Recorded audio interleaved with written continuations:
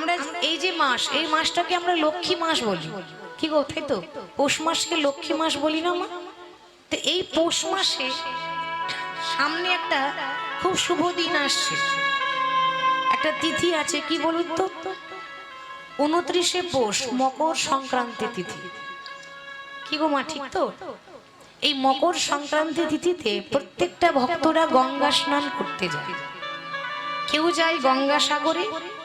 কেন বলে দিই, এই 29শে পৌষ প্রথমবার মা গঙ্গাকে আমাদের পৃথিবীর মাটিতে একজন এনেছিলেন, তিনি হলেন রাজা ভগীরথ। সেই জন্য গঙ্গার আরেক নাম হলো ভাগীরথী গঙ্গা। আর প্রথমবার সেই দিনে মা গঙ্গা পৃথিবীতে এসে সাগরের সঙ্গে মিলন হয়েছিল, তাই ভক্তরা ছুটে যায় গঙ্গা সাগরে স্নান করতে। শুধু তাই নয়, দ্বিতীয় কারণ, আপনারা জানেন যে মহাভারতে গঙ্গাপুত্র ভীষ্ম, গঙ্গাপুত্র ভীষ্ম যে 58 দিন সরসজ্জায় ছিল, তিনি সেই দিনে কিন্তু দেহ রেখেছিলেন। ওই দিনটাই কেউ যায় গঙ্গা স্নান করতে গঙ্গা সাগরে।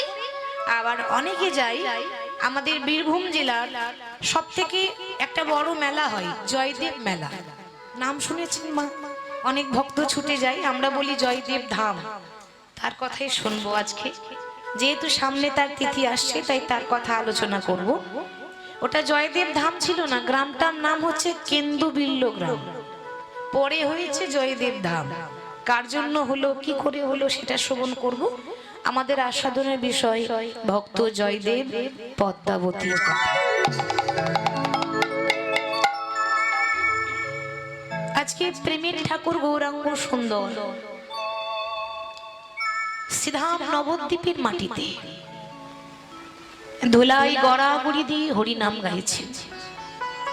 ওমা, আপনাদের মনে হয়তো প্রশ্ন জাগবে যে মাগো, আমরা ধুলাই গড়াগড়ি দিতে পারি না, আর তিনি ব্রজের বাঁকা শ্রীকৃষ্ণ, তিনি ভগবান হয়ে গড়াগড়ি দিচ্ছেন কেন? একটাই কারণ। কি কারণ জানেন? আপনাদের মতো ভক্তের চরণ ধুলো অঙ্গে মাখবো বলে, ভক্তের পায়ের ধুলো গায়ে মাখবো বলে আজ ভগবান হয়ে ধুলাই গড়াগড়ি দিচ্ছে। ভগবান বলেছেন, আমার থেকে আমার নাম বড়, আর আমার নামের থেকে আমার ভক্ত বড়। ভক্তই আমার মাতা পিতা, ভক্তই আমার গুরু, ভক্ত রেখেছে নামে বাঞ্ছা কল্পতরু। তিনি ভক্তের ভগবান, তাকে একমাত্র ভক্তি দিয়ে বশ করা যায়। তার প্রমাণ দিচ্ছে মা রামায়ণে। রামায়ণ গ্রন্থে একটা প্রমাণ আছে, এক ভক্ত ছিল, জাতিতে ছিল নিচু জাতের মেয়ে, চণ্ডালের মেয়ে, নাম ছিল শবরী, চণ্ডালিনী শবরী। তার দুর্ভাগ্য দেখুন, যখন মাত্র 5 বছর বয়সে শবরী, ছোট্ট মেয়ে, ভালো করে এখনো পর্যন্ত জ্ঞান হয়নি, ঠিক সেই সময়ে তার মা বাবা তাকে ছেড়ে, ইহলোক ছেড়ে পরলোকে গমন করলো। মানে 5 বছর বয়সে সে নিজের বাবা মাকে হারিয়ে দিল। আর যেই না 5 বছর বয়সে নিজের বাবা মাকে হারিয়ে দিয়েছে, ওমা ভাবুন কোথায় যাবে একটা 5 বছরের ছোট্ট মেয়ে। মা নেই, বাবা নেই, কোনো ঠিকানা নেই, কোনো আশ্রয় নেই। বনে বনে ঘুরে বেড়াচ্ছে। বনটার নাম হলো পঞ্চবটির বন। ওই বনে বনে ঘুরতে ঘুরতে বলল, দয়াময়, এই জগতে সবাই বলে তুমি নাকি কাঙালের ঠাকুর, এ জগতে সবাই বলে তুমি নাকি দয়াল হরি। তুমি যদি কাঙালের ঠাকুর হয়ে থাকো, তুমি যদি দয়াল হরি হয়ে থাকো, তাহলে কি কাঙালিনীর প্রতি কোনোদিনও তোমার দয়া হবে না? ভগবান কি বলেছে জানেন মা? ভগবান বারবার একটা কথা বলে যে, ভক্ত মোর এ জগতে যে করি আমার আশ, আমি তারই করি সর্বনাশ। মিলিয়ে দেখে নেন, আপনি জীবনে কারো ক্ষতি করেননি মা, জীবনে অন্যায় করেননি, আপনি সৎ পথে যাচ্ছেন, ভালো মানুষের ভালো করছেন, উপকার করছেন। কিন্তু জীবনে যত দুঃখ কষ্ট জ্বালা যন্ত্রণা ভগবান আপনাকে দিয়েছে। আমরা বারবার বলি না, প্রভু আমি তো কারো ক্ষতি করিনি, তাহলে তুমি কেন কষ্ট দিচ্ছ? ভগবান বলছে কেন হবে না, আমাকে ভালোবাসতে গেলে তোমাকে কাঙাল হতে হবে। আমার কাজই হচ্ছে তাকে কাঙাল করে দাও। তবু আমার শান্তি হয় না, আমার দ্বিতীয় কাজ হচ্ছে তাকে রাস্তার ভিখারি করে দেওয়া। তবু যদি না ছাড়ি আমার পাঁচ, তারপর হই আমি তার দাসীর অনুদাস। কেউ যদি বলে দয়াময় যত দুঃখ দেবে দাও, যত কষ্ট দেবে দাও, শুধু আশীর্বাদ করো ওই দুঃখ কষ্টর মাঝেও আমি যেন সারা জীবন তোমার চরণ ধরে যেন কাঁদতে পারি, আমি যেন তোমায় কোনোদিন ভুলতে না পারি, সারা জীবন যেন তোমার কথা আমার মনে থাকে, তারপর হই আমি তার দাসীর অনুদাস। ভগবান যখন ভক্তকে পরীক্ষা করে তখন পথের কাঙাল করে দেয়, নিঃস্ব করে দেয়, সর্বহারা করে দেয়, তার আর আপন বলতে কিছু থাকে না। সারা জীবন পরীক্ষা করার পর ভগবান তাকে কৃপা করে, এই হলো ভগবানের কাজ। তাহলে সবারই বলে উঠলো, প্রভু আজ আমার আপন বলতে আর কেউ নেই, আমার মা নেই, আমার বাবা নেই, আমার কোনো আশ্রয় নেই, আমার কোনো ঠিকানা নেই, কোথায় যাব আমি? আমি মনে মনে প্রতিজ্ঞা করলাম, জীবনে যতদিন বেঁচে থাকবো ভালো যদি বাঁচতেই হয় একজনকে ভালোবাসবো, সে হলো ভগবান প্রভু রামচন্দ্র। যেহেতু রামায়ণের ব্যাখ্যা তো ওতে রামের কথা আসছে, তো তার ধৈর্য দেখুন, আমাদের ধৈর্য নেই, আমরা কলিযুগের মানুষ, তো আমরা সবকিছুতেই ভগবানের কাছে দাও দাও করে তাড়াতাড়ি করি। আর তার এত ধৈর্য মা, ওই 5 বছরের মেয়েটা রাম রাম রাম রাম রাম করতে করতে এত বয়স হয়ে গেল আর ভালো করে হাঁটতে পারে না, এবার হাতে একটা লাঠি ধরেছে। মনে রাখবেন মা, লাঠি কিন্তু সবাইকে একদিন ধরতে হবে। যখন কোনো বয়স্ক মানুষ লাঠি হাতে নিয়ে যায়, বাবা আমরা ঠাট্টা করি, আমরা ব্যঙ্গ করি, আমরা ঠাট্টা করি, বলি ওই দেখ বুড়ো হয়ে গেছে তো কি করে যাচ্ছে দেখ, ভুলে গেলে হবে না, ওই রকম দিন আমারও আসবে। ওই জন্য তো বলছে বেলা যে যায়, বেলা চলে যাচ্ছে মা, যেমন আমাদের দিনের বেলা আস্তে আস্তে চলে গিয়ে সন্ধ্যা হয়ে যায়, আমাদেরও আয়ু সূর্য আস্তে আস্তে ডুবে যাচ্ছে। আর কামনা বাসনা নিয়ে পড়ে থাকলে হবে না, এবার মনটা অন্তত ঈশ্বরের চরণে দিতে হবে। তো সারা জীবন পেরিয়ে গেল, সংসার করলো না, শুধুমাত্র রামের চরণ দেখবো বলে, রামের চরণ জড়িয়ে ধরবো বলে একটা ছোট্ট ঝুপড়ি বসে থাকে, একটা তালপাতার কুঁড়ে ঘরে বসে থাকে। সেই কুঁড়ে ঘরে বসে বসে বলছে, প্রভু সেই ছোটবেলা থেকে অপেক্ষা করছি, কোনোদিনও কি তোমার চরণ পাবো না, কোনোদিনও কি তোমার দেখা পাবো না? ওমা ভগবান সবকিছু সইতে পারে, কিন্তু ভক্তের চোখের জল ভগবানের সহ্য হয় না। ভগবান সবকিছু মেনে নিতে পারে, কিন্তু ভক্তের নয়নের জল ভগবানের সহ্য হয় না। যখন রাবণ মা সীতাকে হরণ করে নিয়ে চলে গেল, সেই দিন রামচন্দ্র ওই পঞ্চবটির বনে হাসিতা হাসিতা করে ঘুরছে। কেন গো? আপনাদের মনে প্রশ্ন জাগে না যে মাগো যিনি ভগবান হবেন তিনি তো ভক্তের অন্তরের কথা জানেন, তাই তো? রাম তো ভালো করে জানতেন যে আমার সীতা কোথায় আছে, তাহলে হাসিতা হাসিতা করে খুঁজছে কেন? ওটা ছলনা, উদ্দেশ্য সীতাকে খোঁজ করা নয়, উদ্দেশ্য হলো সবরীকে কৃপা করব বলে রাম জেনে শুনে ওই পঞ্চবটির বনে প্রবেশ করেছে। আর যেই না পঞ্চবটির বনে প্রবেশ করেছে অমনি দেখছে ঝুপড়িতে সবরী বসে আছে তাল পাতা করে ঘরে। প্রতিদিন রাস্তাতে ফুল বিছিয়ে রাখে, কেন? যদি কোনোদিন ভগবান আসে আর যদি ভগবানের চরণে আঘাত লেগে যায়, ওই জন্য প্রত্যেক দিন ফুল বিছিয়ে রাখে। আজ যখন তার কুড়ে ঘরে ঝুপড়ি ঘরে ভগবান এসে দাঁড়িয়েছে, ওমা ভগবানকে দেখা মাত্র সবরীর আনন্দ আর ধরছে না। সবরী মনে মনে চিন্তা করছে, হায় রে, যোগী যারে যোগে পায় না,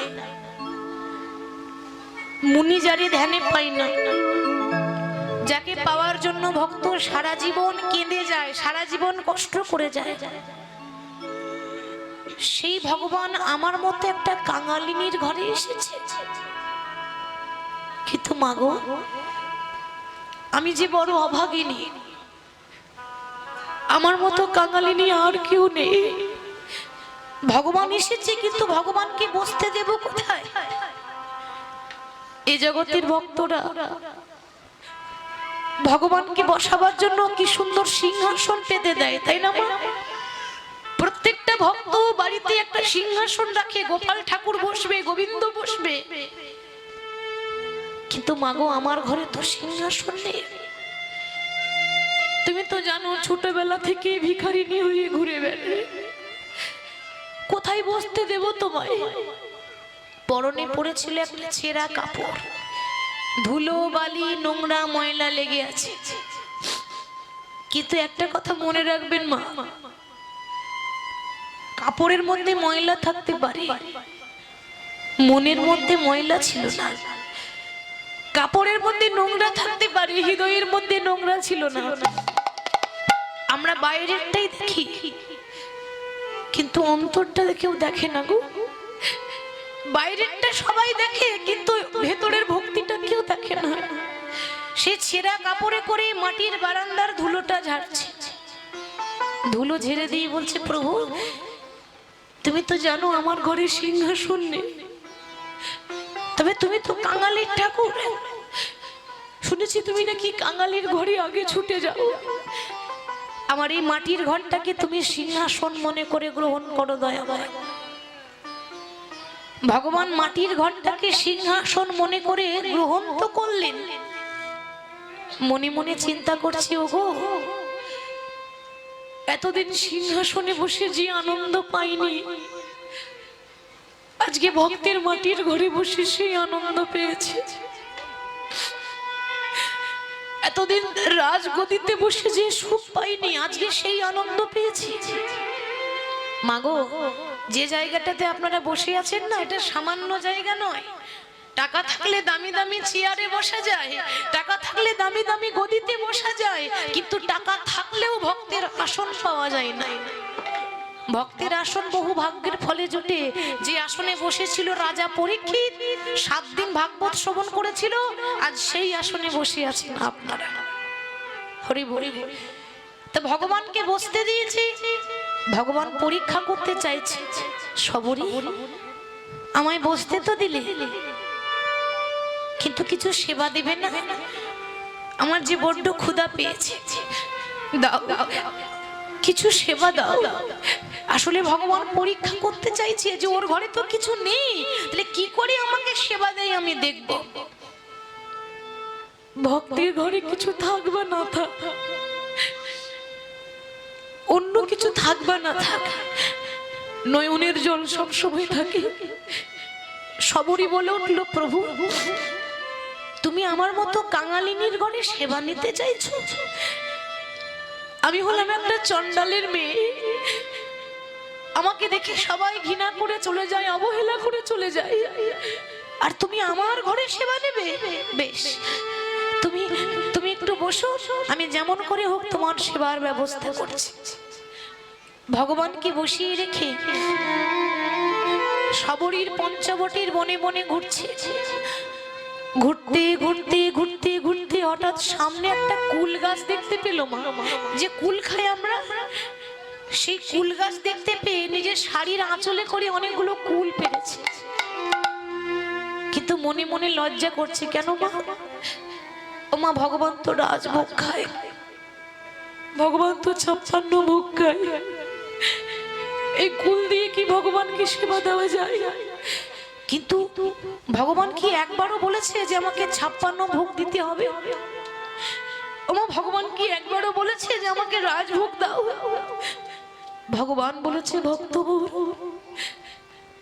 আমাকে দেওয়ার মতো যদি তোমাদের কাছে কিছু নাও থাকে, নাইবার রইল। এ জগতে প্রত্যেকটা ভক্তকে আমি একটা করে গঙ্গার একটা করে যমুনা দিয়েছি, দুটি নয়ন। কেউ যদি কিছু নাও দিতে পারে, দুটি নয়ন জলে বরিশন করে 2 ফোঁটা চোখ থেকে জল ফেলে যদি বলে, প্রভু আমি তোমার হলাম বলে যদি কেউ ডাকতে পারে, আমি জন্ম জন্মান্তরের মতো তার কাছে দাস হয়ে যায়নি। তাই সবরই কাছে চোখের জল ছাড়া আর কিছু নেই। সেই কুল দিয়ে সে ভগবানের কাছে ছুটে যাচ্ছে। আর যেই না ভগবানের কাছে গিয়ে বসলো, এবার ভক্তি দেখুন, যেই না সেই কুল রামচন্দ্রের বদনে তুলে দিতে যাবে, যেই না রামচন্দ্রের বদনে তুলে দিতে যাবে, অমনি মনে মনে ভাবছে, তাই তো ওমা, আমি যে কুলটা ভগবানকে দিচ্ছি, তাহলে ভগবানকে দেওয়ার আগে নিজে খেয়ে দেখতে হবে না কুলটা টক আছে না মিষ্টি আছে। দেখেছেন ভক্তি কাকে বলে? আমরা কিন্তু এভাবে খাওয়াতে পারি না, কেন জানেন? ভালোবাসতে পারি না। ভালোবাসতে যদি পারতাম তাহলে নিজের করে খাওয়াতো। এই জগতে যখন আমাদের সন্তানকে যখন কিছু খাওয়ায়, একবার নয় মা, 10 বার যাচাই করি খাবারটা বাসি নয় তো, খাবারে কিছু পড়েনি তো। খাবারে যদি কিছু পড়ে যায় আর ওই খাবারটা যদি আমার খোকা খায়, খোকার ক্ষতি হবে তো। আর আমার ছেলের যদি কোনো ক্ষতি হয়ে যায়, তাহলে আমি কি করে বেঁচে থাকবো? কেন ভাবি? নিজে ছেলে তো ভালোবাসি সেই জন্য, কিন্তু আমার প্রভুকে ভালোবাসতে পারলাম না। একবার নিজের সন্তানের মতো, একবার নিজের খোকার মতো গোপালকে জড়িয়ে দেখুন, এর মতো শান্তি আর কোথাও নেই। এক একটা কুল ভগবানকে খাওয়ার আগে নিজে খেয়ে দেখছে, যেটা টক লাগছে সেটা ফেলে দিচ্ছি, যেটা মিষ্টি লাগছে সেটা রামচন্দ্রের বদনে তুলে দিয়েছি। ভগবান মনে মনে ভাবছে যে এই জগতে আমাকে মন্ত্রে তন্ত্রে সবাই ডাকে, যে যেমন করে আমাকে পারে সবাই ডাকে, কিন্তু এই সবরীর মতো কেঁদে কেঁদে এইভাবে চোখের জলে আমায় ভেসে কেউ ডাকে না। এইভাবে কাঁদতে কাঁদতে কজন ডাকতে পারি? আর সবরীর হাতে এঁটো কুল ভগবান গ্রহণ করলেন, তার সঙ্গে কলম দিলেন যে মুচি হয়ে সূচি হয় যদি কৃষ্ণ ভজে, সূচি হয়ে মুচি হয় যদি কৃষ্ণ তেজে। ভক্তিতে ডাকিলে আমি অভক্তিতে, ভক্তিতে ডাকিলে আমি চণ্ডালেরও হই, কিন্তু অভক্তিতে ডাকিলে কোনো ব্রাহ্মণেরও নয়। তাহলে ভগবান কার? যদি প্রশ্ন করা হয় ভগবান কার, এক কথায় উত্তর, ভক্তি যার ভগবান তার। ভক্তি যার কাছে নেই, ভগবান তো তার কাছে থাকে না। তাহলে ভগবান বললেন যে সবরই এ জগতের ভক্তরা আমার দেখা পেলে গাড়ি বাড়ি টাকা পয়সা চাই, তুমি কিছু চাইবে না? সবরই বলছে, দয়াময় আমি তো গাড়ি বাড়ি টাকা পয়সা চাই না, আমার চাওয়া পাওয়াটা আলাদা। গাড়ি বাড়ি টাকা পয়সা অন্য কিছু চাই না, তোমার কাছে আমার একটাই নিবেদন, প্রভু ওগো যেদিন আমার সেই দিন আসবে, সেদিন মানে মনে রাখবেন সেই দিন কিন্তু সবারই আসবে, যেদিন সবাই খাবে বিয়ের খাবার, কিন্তু আপনি খেতে পাবেন না। আপনার বিয়ে হবে বাবা, গোটা গ্রামের মানুষ ভোজ খেতে আসবে, কিন্তু আপনি খেতে পাবেন না। আর আপনার বিয়ের বরযাত্রী হবে আপনার ছেলে মেয়েরা। বলো হরি, বলো হরি, বলো হরি। যে বিয়ে হলে পরে কেউ আর আসে না ফেরে, আমারও হবে আপনাদেরও হবে। তাহলে সবরই বলছে প্রভু শুনেছি ইহলোক থেকে পরলোকে যেতে গেলে মাঝখানে একটা নদী পেরোতে হয়, বৈতরণী নদী, যেটা সবাইকে পার করতে হবে। আমি যদি পার হতে না পারি, তুমি যেন সেদিন আমার হাতে ধরে পার করে নিও। আমার জীবনে নদী তুমি নাইয়া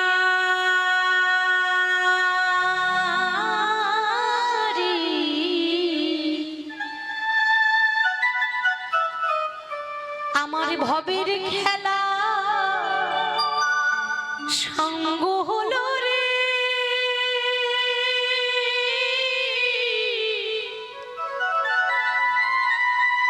সেদিন দিও পার করি আরে আমার জীবনে নদীর নাইয়া।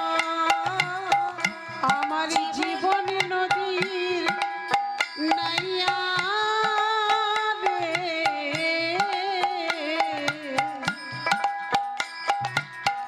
আমার ভবের খেলা সাঙ্গ হলো রে, দিও পার করিয়া আমার জীবনে নদীর নাইয়া। আমরা যে খেলা খেলছি মা সংসারে, এটা তো ভবের খেলা।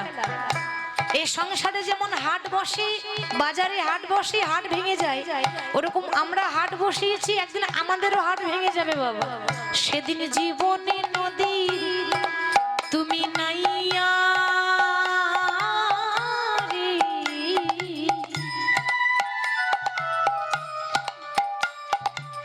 আমার ভবের খেলা সাঙ্গ হলো রে,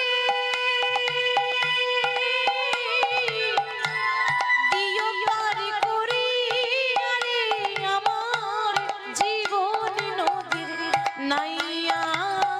আমার জীবন নদীর নাইয়া রে,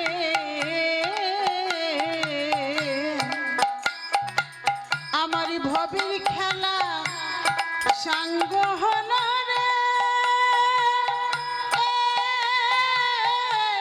দিও পার করিয়া আমার জীবন নদীর নাইয়া।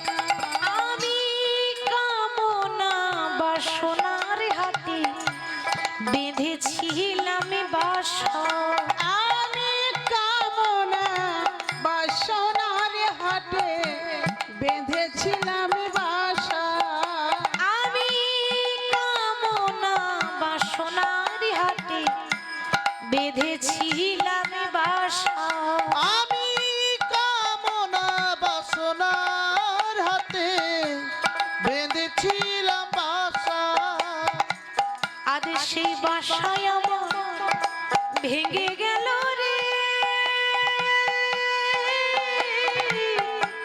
দিও পার করি আরে আমার জীবন নদীর নাইয়া। আমার জীবন নদীর নাইয়া রে, আমার ভবের খেলা সাঙ্গ হলো রে, দিও পার করিয়া আমার জীবন নদীর নাইয়া। ভগবান সেদিন প্রমাণ করে দিলেন যে তিনি ভক্তির ভগবান। সেই ভক্তির কথাই শুনবো ভক্ত জয়দেব পদ্মাবতীর কথা। তার আগে জানবো যে যে ভক্তকে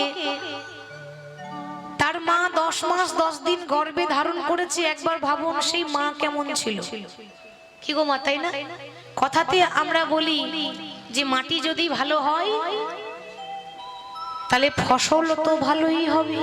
তাহলে মাটি মানে কিন্তু এই মাটি নয়, মাটি মানে এই মাটি নয়, মাটি মানে মাটি যদি ভালো হয় ও মা সন্তানও কিন্তু ভালোই হবে।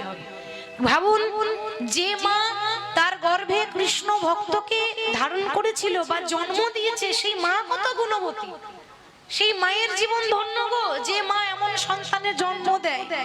তাই আগে তার মা বাবার কথাটা আগে জানতে হবে, তারপর তার কথা জানবো। তো জয়দেবের পিতার নাম ছিল ভোজদেব গোস্বামী, মায়ের নাম ছিল বামা দেবী। বাড়ি কোথায়? বীরভূম জেলার অজয় নদীর তীরে কেন্দুবিল্ল গ্রাম। ব্রাহ্মণ এবং ব্রাহ্মণী একটা তালপাতার কুড়ে ঘরে তারা বাস করত আর রাধা মাধবের সেবা দিত। তাই মহাজন বললেন, দেখো দেখো কেন্দুবিল্ল নামে গ্রাম। নিতাই গৌর হরি বল, হরি বল।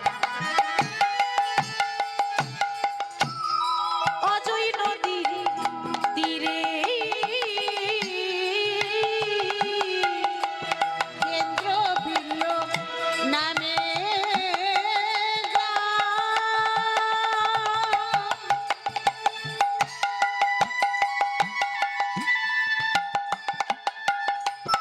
অজয় নদীর তীরে কেন্দুবিল্ল নামে গ্রাম।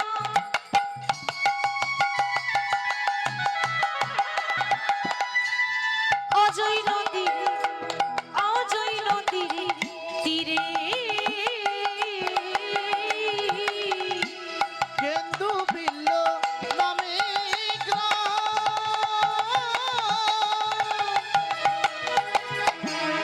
অজয় নদীর তীরে। আহা ভোজ দেব নামে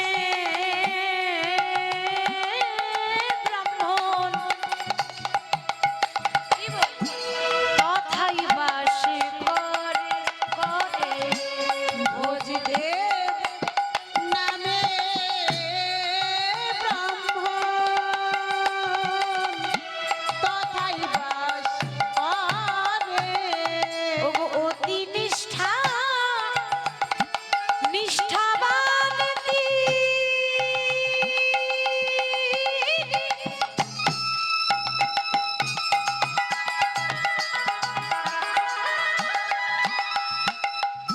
ধার্মিক ও সুজন অতি নিষ্ঠা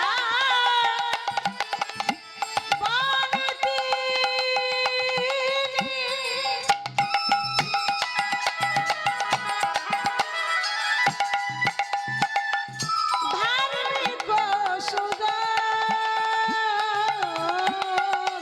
অতি নিষ্ঠা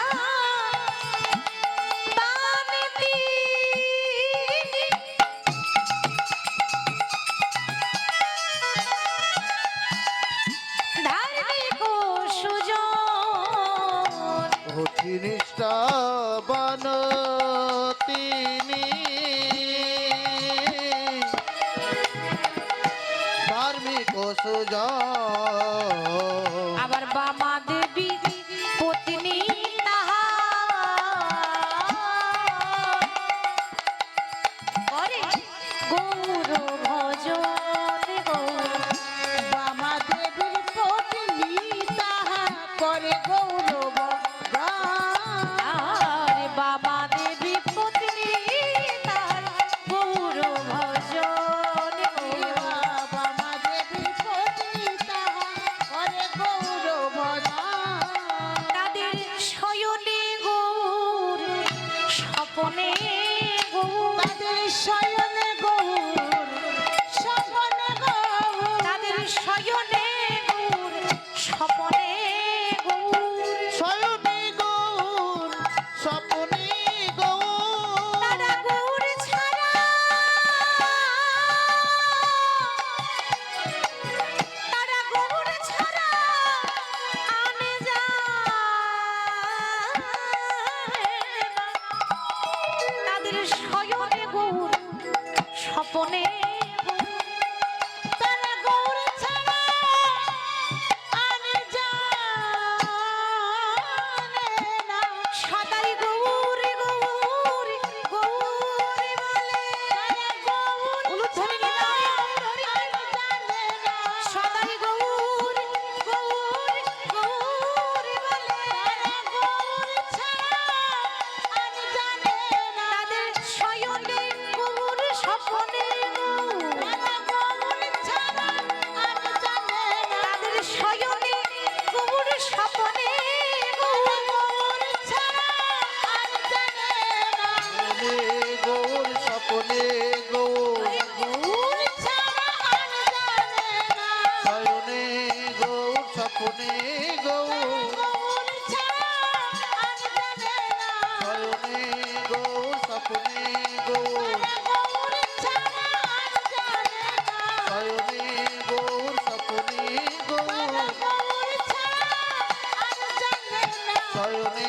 গৌর স্বপনে গৌর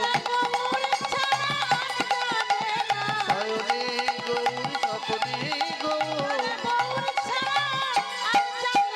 শয়নে গৌর স্বপনে গৌর শয়নে গৌর স্বপনে গৌর দেখো শয়নে গৌর স্বপনে